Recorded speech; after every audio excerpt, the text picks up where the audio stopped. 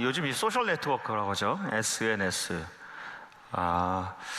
유튜브라던가 페이스북, 또 인스타그램 등을 보면 세상에서 가장 안전한 나라 또는 가장 살기 좋은 도시라는 그런 영상들을 만나게 됩니다.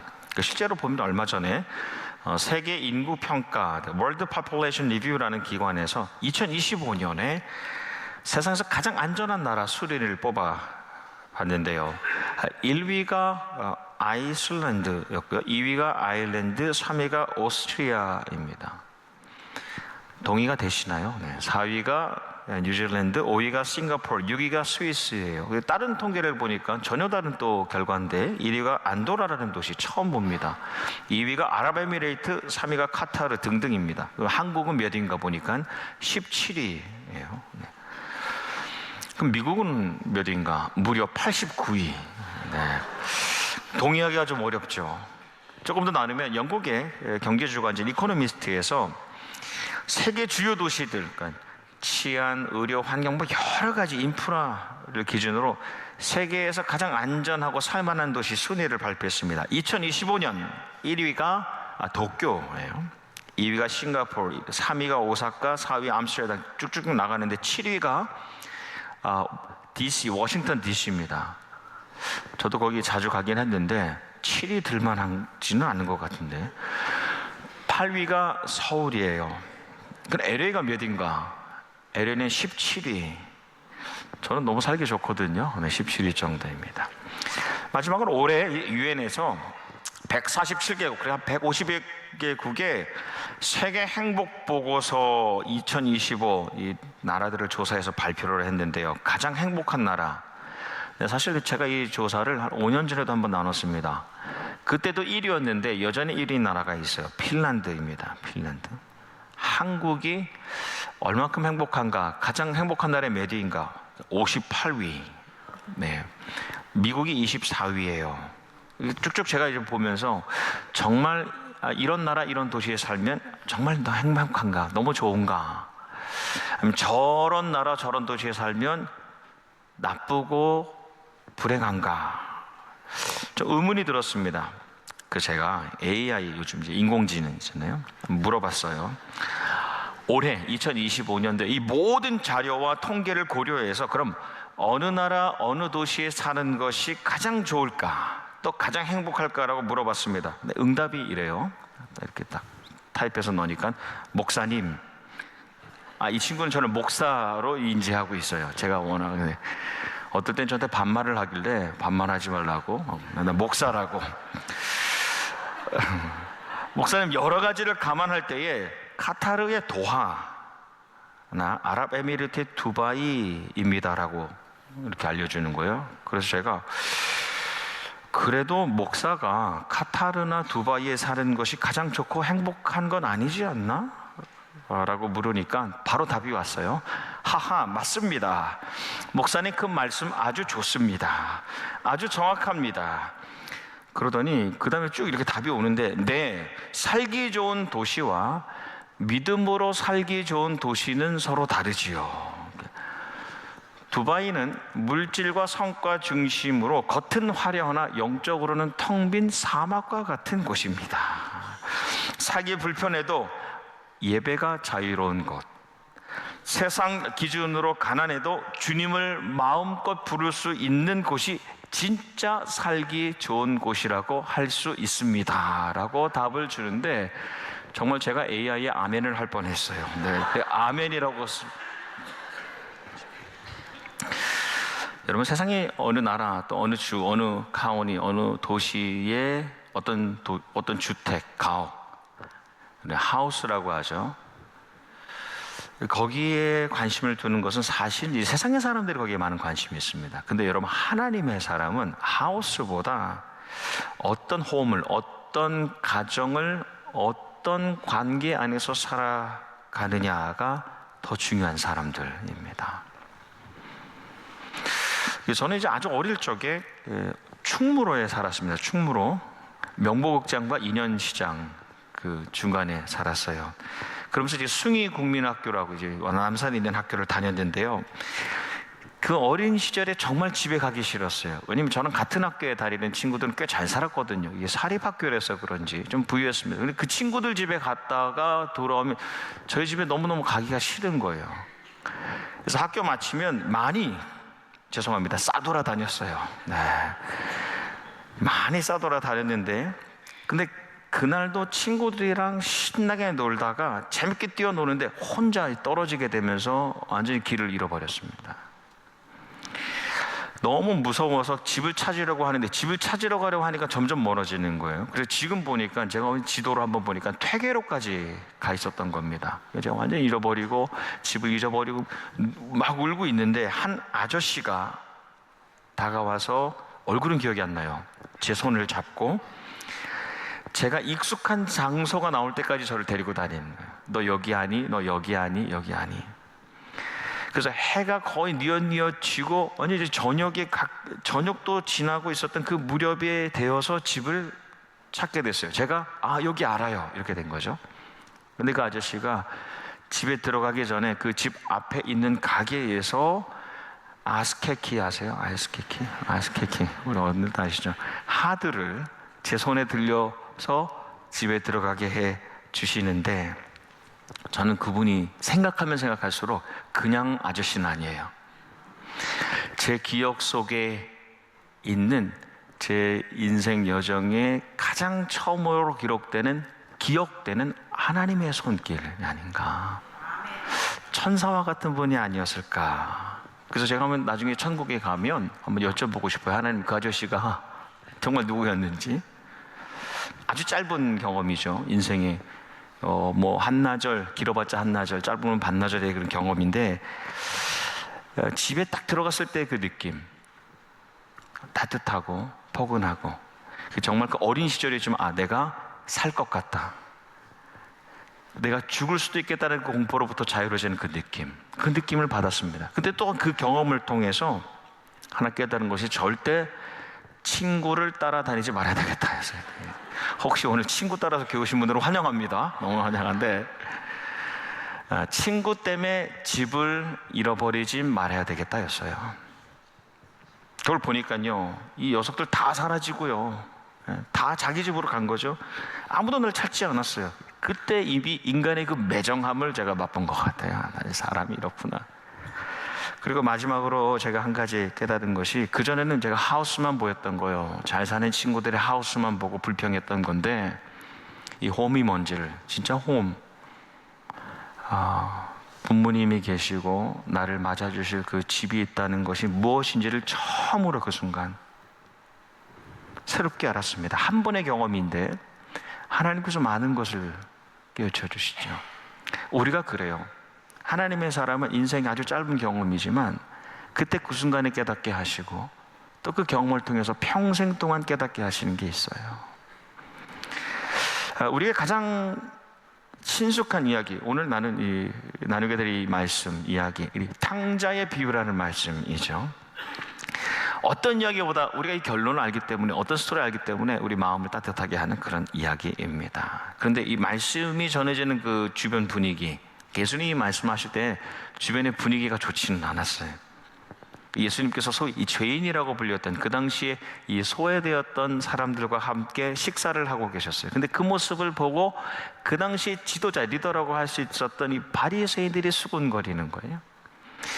그 당시 어려운 사람들이 이 죄인들과 이 지도자였던 바리새인들 사이에서 이야기를 들려주시는 겁니다. 동시에 이 두 그룹에게 모두 들려주시는 익숙한 이야기이죠. 우리가 다 아는 대로 주제는 아버지 하나님의 마음을 전해주고 싶으셨던 거예요. 바리새인들에게도, 또 어려운 상황 가운데 있는 이들에게도 말이에요. 우린 탕자의 비유라고 이렇게 이름 지어봤는데, 사실 말씀의 시작이 놀랍습니다. 이렇게 시작합니다. 어떤 사람에게 두 아들이 있었는데로 시작합니다. 그러니까 이 이야기는 아버지와 한 아들의 이야기가 아니라 아버지와 두 아들들의 이야기, 극적인 사건입니다. 아버지 시선에서 보면 이미 멀어졌던 아들, 또 멀어지고 있는 아들, 집을 이미 나가버린 차남과 집에 있지만 아버지로부터 나가버린 장남, 사이에 있었던 일들입니다. 그러니까 그 누구도 이 예수님의 이야기로부터 제외되는 사람들은 없을 것 같아요.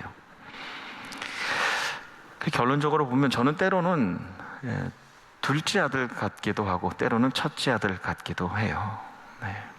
이야기로 들어가면 어느 날 둘째 아들 차남이 당당하게 아버지에게 말하죠. 아버지, 제가 받을 유산, 제가 아버지 돌아가시면 받게 된 재산을 저에게 주십시오. 이 말씀으로 보면 잘 안 느껴지는데 상당히 차가운 말 아닙니까? 아버지 돌아가시면 제가 받을 거 빨리 주세요. 그러니까 아버지는 내 삶에 죽은 분이나 다름이 없습니다라는 말 아닙니까?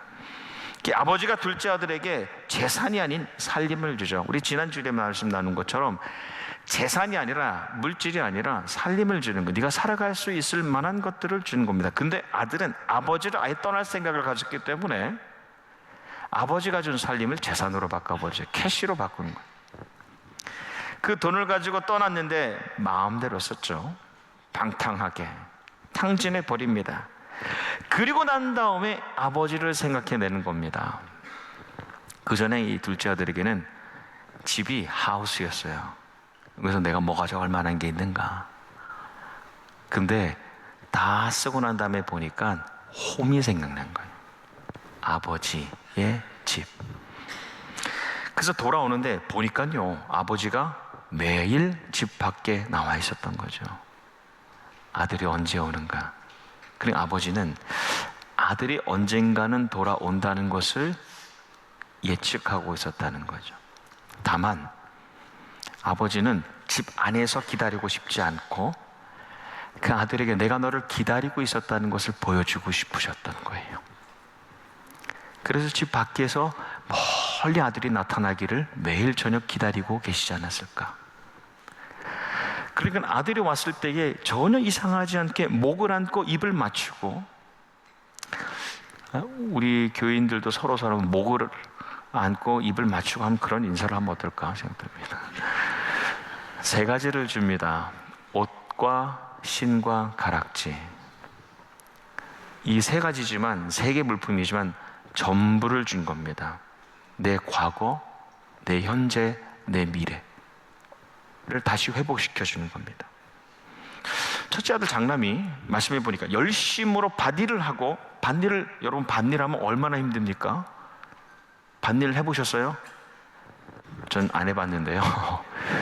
밭일은 새벽같이 나가서 밤늦게 들어옵니다. 근데 말씀해 보니까 이 아들이 그 밭일을 다 마무리하고 집에 가까이 왔는데 너무 시끄러운 거예요. 그러니까 잔치 소리, 사람들의 악기 소리, 사람들의 춤추는 소리가 들립니다. 이 집이 무슨 일이 있는가? 라고 물어보니까 당신 동생이, 이렇게 말해요. 당신 동생이 돌아왔는데 건강하게 돌아왔어요. 아버지가 너무 좋아서 살찐 송아지를 잡아서 지금 잔치를 하고 있습니다 라고 합니다. 첫째 아들이 생각하는 거죠. 내가 내 친구들이랑 왔을 때는 이 작은 염소 새끼 하나 안 잡던 분이 그 아들이 왔다고 해서 송아지를 잡는다? 그래서 첫째 아들이 화가 나서 어떡합니까? 집에 들어가지 않아요. 그때 장면, 아버지가 집 밖에 나오는 거예요. 아버지가 둘째 아들을 맞기 위해서 집 밖에 나오셨던 것처럼 첫째 아들을 다시 맞이하시려고 집 밖에 나옵니다. 그리고 감동적인 말씀 하시잖아요. 얘야, 너는 나랑 늘 함께 있었으니 내가 가진 것이 원래 너의 것이다. 그런데 둘째는 다 잃었다가 이제 다시 와서 회복되고 있으니 함께 즐기며 기뻐하는 것이 당연하지 않겠니? 라고 하면서 이 이야기가 마칩니다. 이렇게 끝나요. 그러니까 궁금해지죠. 첫째 아들이 과연 집에 들어갔을까? 들어가서 둘째 아들과 같이 식사를 했을까 말이에요. 요즘 말로 열린 결말이에요. 이 결론, 이 마지막 컨클루전은 누가 쓰느냐? 나성영락교회가 쓰는 거예요. 우리가 쓰는 겁니다. 우리가 아버지의 마음이 가득한 아버지의 집을 만들어서 첫째 아들도 둘째 아들도 함께 모이는 그런 공동체를 만들어 가라고 우리에게 결론을 남겨주신 거예요. 러시아 이 상트페테르부르크 에르미타주라는 그 박물관에 가면 미술관인데 제가 제일 좋아하는 아티스트 렘브란트의 작품이 있습니다. 제가 일전에 한번 소개한 기억이 있습니다. 너무너무 유명한 작품이죠. 탕자의 귀향이라는 작품입니다. 집에 돌아온 아들, 이 자녀를 향한 아버지의 마음을 보여줍니다. 아버지는 눈을 감고 있어요. 다 알아. 아버지는 모르는 게 없어요. 아버지는 다 아시는 분이지만 두 눈을 지그시 감고 계세요. 그리고 아버지의 손은 아들을 감싸고 있는데 일부러 렘브란트가 오른손과 왼손을 다르게 그리지 않았습니까? 왼손은 힘줄이 두드러진 강렬한 손이라는 겁니다. 하지만 오른손은 피부가 아주 부드럽고 매끄러운 손입니다. 한 손은 내가 너를 다시 떠나지 않게 하겠다라고 강하게 붙잡는 손이고, 다른 한 손은 다시금 다정하게 덮어서 만지는 손입니다. 내가 너를 보내지 않고 끝까지 돌보겠다. 내가 너를 보내지 않고 끝까지 돌보겠다는 아버지의 결의가 느껴지는 작품입니다. 여러분, 세상에서 사람 사이에 살다 보면 몸 상하고 마음이 상한 일이 참 많이 있습니다.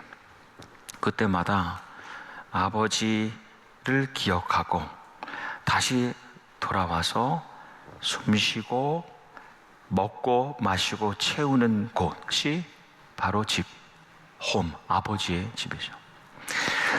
아버지의 집으로 저희가 행사를 기획하면서 제가 정말 가장 먼저 바랬던 것은 제 아내 아버지의 집이 회복되면 좋겠습니다 했습니다. 대단한 행사를 우리 리더 지도자분들과 함께 준비하고 이루어가면서 내가 아버지 집에 들어가고 싶지 않다면 어떤 의미가 있겠어요? 새로운 분들이 수백 명이 새롭게 하고 수십 명이 등록을 한다 해도 박은성, 네가 아버지 집을 기뻐하지 않으면 저에게는 아무 의미가 없다고 생각했어요. 근데 먼저 고백하면 지난 이틀 우리 기도해 주셨지만 이틀간의 일들을 보면서 아버지가 이 아버지의 집을 얼마나 사랑하시는지를 새롭게 느끼게 되는 그런 시간이었습니다. 원래 그래요. 이 집, 이 교회, 우리 나성영락교회, 아버지의 집은 멀쩡한 사람들이 원래 오는 곳이 아니죠. 이민의 생활 가운데 아픔과 슬픔이 있는 사람들이 모이는 거잖아요. 예전에는 한국 음식 먹고 싶은 분들, 또 이 한인 사회에서 살아남기 위해서 삶의 정보를 얻기를 원하는 사람들이 모였었습니다.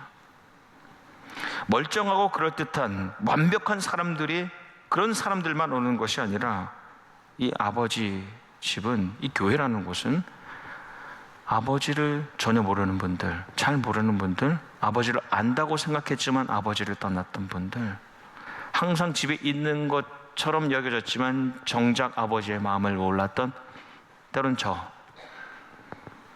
모든 이들이 항상 다시 오는 집이 이 아버지의 집입니다. 그래서 이 아버지의 집은 새가족 또는 옛가족을 넘어서 지난 주일까지도 교회에 왔지만 삶 속에 슬픔과 아픔을 가지고 살았던 이들이 새로운 마음으로 오는 집이 이 아버지의 집이죠. 그러니까 이 아버지의 집, 거룩한 성전 교회를 정말 일부러 무너뜨리려고 하는 악한 사탄의 역사에 반대하는 사람이라면 말이에요. 세상의 사람들이 관심을 가지는 하우스가 아니라 하나님 안의 가족됨을 느끼는 홈에 관심을 두는 그 홈을 그리워하는 분이라면 말이에요. 누구라도 와서 회복의 잔치를 벌이는 곳이, 매주일 회복의 잔치를 벌이는 곳이 이 집입니다. 그래서 아버지 집으로는 사실 오늘로 마치는 것이 아니라 오늘로부터 새롭게 시작되는 것이고, 매주일 주일 아버지의 집에 새롭게 나올 때마다 우리 삶의 아버지의 집이 회복되는 것이죠. 그래, 아버지의 마음을 느끼고 새로운 마음으로 세상을 향해 나아가는 겁니다. 오늘 우리가 이 위드 바이블이라는 아버지의 그 말씀과 함께라는 주제에 따라서 에스겔서를 우리가 읽어가고 있습니다. 데스겔, 가장 중요한 주제 중에 하나, 하나님의 회복케 하심입니다. 회복케 하신다는 것은 그전에는 문제가 있었다는 거죠. 문제가 있었어요. 사실 이스라엘 백성들이 그 가정마다 문제가 있었어요. 하나님을 떠나는 문제가 있었습니다. 우상을 따라갔던 문제가 있었습니다. 내 성공과 번영을 위해서 하나님을 버리는 문제가 있었습니다. 근데 오늘 말씀에 하나님께서, 이 아버지께서 이렇게 말씀하세요. 내가 너희를 여러 나라 가운데서 모아내고 이 땅을 너희에게 주리라. 회복의 말씀을 선포하십니다. 그리고 두 가지를 주시는데 오늘 말씀의 제목이 되었습니다. 첫 번째, 흩어져 살던 사람들에게 한 마음을 주신다는 거예요. Lev a heart라는 말입니다. 이것은 나눠지지 않는 마음입니다. 아주 중요해요. 여러분, 우리가 마음이 나눠지지 않기 위해서는 어떻게 해야 됩니까? 살아온 경험이 달라요. 주장이 달라요. 유익이 달라요. 이득이 달라요. 계획이 달라요. 근데 우리의 마음이 나눠지지 않기 위해서는 아버지 하나님의 마음을 모두 품을 때 우리의 마음이 나눠지지 않죠. 우리가 아버지의 마음, 아버지의 사랑을 품고 살아갈 때에 우리 아버지가 우리에게 맡겨주신, 잘 관리하라고 주신 이 집이 가짜가 아니라 진짜 아버지의 집이라는 것을 증명하며 살라는 것이죠. 우리 아버지가 꿈꾸셨던, 또 우리 아버지가 꿈꾸시는 이 홈, 한 마음으로 새로운 영으로 함께 살아가는 가정, 한 마음으로 새 영으로 함께 살아가는 가정. 여러분, 우리가 애쓰지 않으면 우리 다음 세대들이 하우스를 놓고, 주택과 동산과 부동산을 놓고 다툼이 일어날 수 있어요. 우리가 보여줘야 될 것은 정말 진짜 홈이 무엇이냐면, 우리가 잠시 허락하신 우리 공동체, 우리 나성용락교회, 그리고 그 이름에 속해 살아가는 가정, 제가 이제 공동체라고 하면 두 가지입니다. 이 교회와 이 교회의 이름 아래 살아가는 모든 가정, 이 가정이 겉으로는 보기 좋아 보이지만 속으로는, 제가 좀 AI를 인용한다면 텅 빈 사막과 같은 자리가 되지 않기를 주님의 이름으로 축복합니다. 그냥 살기 좋은 곳이 아니라 우리 나성영락 공동체 이 집은 믿음으로 살기 좋은 것, 믿음으로 살기 가장 좋은 곳이 되기를 주님의 이름으로 도전하고 축복합니다.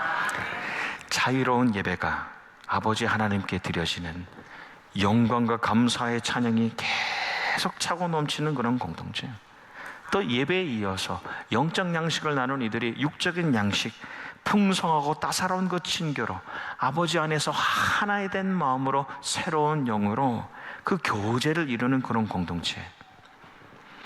오늘이 마침이 끝이 아니라 오늘로부터 더욱 힘차게 시작되기를 주님의 이름으로 축복합니다. 제가 가지고 있는 꿈이 있습니다. 다른 어떤 방식이 되었던 어떤 비전이나 계획이 되었던 10년, 20년, 30년 후에도 정말 오고 싶은 공동체를 만드는 것, 우리 다 가지고 있는 꿈 아닙니까? 오늘보다도, 이번 달보다도, 올해보다도 내년에 더 오고 싶은 아버지 집. 우리가 이 자리를 다 떠난다 해도 우리 다음 아들들이 다투지 않고 정말 오고 싶어하는, 하나님의 자녀들이 오고 싶어하는 그런 교회, 그런 공동체, 그런 가정, 그런 아버지의 집을 일구어가는 우리가 되기를 주님의 이름으로 축복합니다. 말씀을 맺습니다. 2025년 홈커밍, 아버지 집으로 처음 계획할 때부터 세 가지의 목표가 있었습니다. 저는 다 이뤘다고 생각해요. 첫 번째, 우리가 하나님의 아버지를 잘 모르는 분들을 향한 전도의 책임을 감당하면 좋겠다. 그래서 한 200명 정도 되는 이름을 다 쓰셨어요. 근처에 사시건 타주에 사는 자녀들까지 다 포함해서 아버지 집으로, 교회로 돌아가길 바라는 마음으로 200명 정도 쓰셨고, 지난 이틀 동안 새롭게 우리 교회를 찾으신 분들이 70여 명 되세요. 물론 다르게 아니라 수백 명이 첫날에는 많이 오셨죠, 이 진역에 계신 분들이. 그래서 우리는 그래도 전도의 사명을 감당하고 있고 또 감당할 것이다. 두 번째, 아버지 집으로부터 떠나간 분들을 향한 돌봄의 의무를 감당하자. 우리가 떠났다고 해서 끝, that's it이 아니라 마치 열린 결론과 같이 우리가 그들을 돌보고 그들을 다시 초청하는 의무를 감당하자. 저는 이런 놀라운 일들이 오늘로부터 계속하여 새롭게 일어날 것을 믿습니다. 세 번째, 우리가 하나님 아버지의 먼저 된 자녀로 먼저 자녀 됐으니까 한번 서로 섬김의 사명을 감당하자 했는데 지난 이틀 오늘까지 너무 수많은 분들이 많이 헌신해 주셨습니다. 이것이 오늘로 그치는 것이 아니라 아버지의 집에 종으로 때로는 섬김의 사명을 계속하여 감당하는 교회가 되기를 주님의 이름으로 축원합니다. 그래서 우리 아버지 집이 가득가득 채워지는 만석 아시죠? 가득 찰 만의 자리석, 만석을 이루는 그런 교회가 되기를 주님의 이름으로 축원합니다. 아멘.